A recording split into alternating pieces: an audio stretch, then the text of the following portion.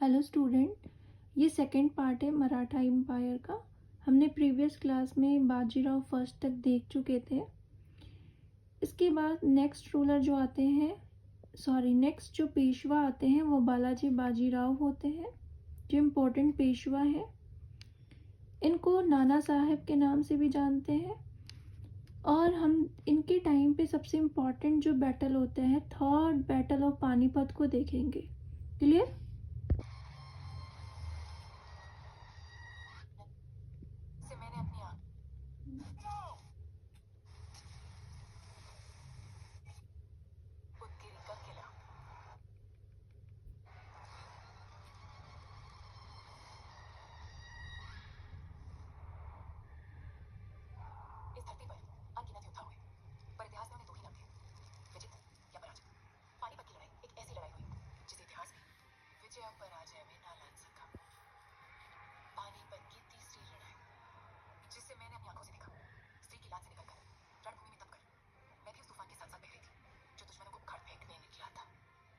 सदाशिवराव भाव मेरा राया रखेंगे।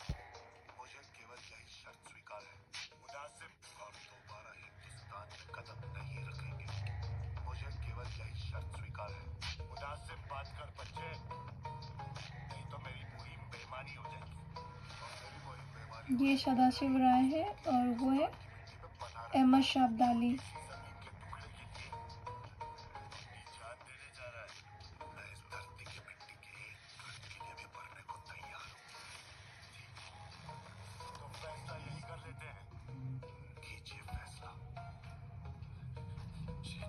श्रीमान, ये सुलह का शामियाना है, सौदे का। लड़ने के लिए तो पानीपत का सारा मैदान तैयार पड़ा है। अब पहले हिंदुस्तान फिर अफगानिस्तान। सही कहा, हिंदुस्तान सदा पहले ही रहे। क्लियर? तो हमने थर्ड बैटल ऑफ पानीपत देखा, जो 14 जनवरी 1761 में होता है, जिसको लीड कर रहे होते हैं सदाशिव राव और विश्वराव। सदाशिव राव भाई होते हैं किसके? अभी हम कौन से पेशवा का टाइम पीरियड देख रहे हैं? बालाजी बाजीराव, है ना। तो इनके टाइम पीरियड में हम देख रहे हैं कि इनके भाई होते हैं सदाशिव राव और विश्वराव इनके बेटे होते हैं बालाजी के। इन दोनों को लीड करने के लिए भेजा जाता है। बट हम देखते हैं कि ये बैटल 6 मंथ तक रखा जाता है और बाद में हम देखते हैं कि ये बैटल में हार जाते हैं। कौन? मराठा एम्पायर हार जाता है। और कौन जीत जाते हैं? अहमद शाह अब्दाली, है ना। अहमद शाह अब्दाली हमें पता है कि सेंटर पावर पे कौन है। हमने देखा था कि सबसे पहले इस अहमद शाह अब्दाली का जो नेक्स्ट स्टार्टिंग में जो अटैक होता है रंगीला के टाइम पे, मोहम्मद शाह रंगीला के टाइम पे, उस टाइम पे कौन अटैक करते हैं?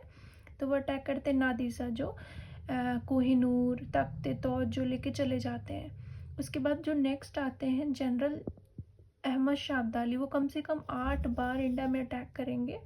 और एक अटैक होता है जिसको हम थर्ड बैटल ऑफ पानीपत कहते हैं, जिस टाइम पे बालाजी बाजीराव होते हैं, जिसको लीड कर रहे होते हैं सदाशिव भाव और विश्वराव, जिसमें ये पावर हार जाते हैं और जीतता कौन है? अहमद शाह अब्दाली।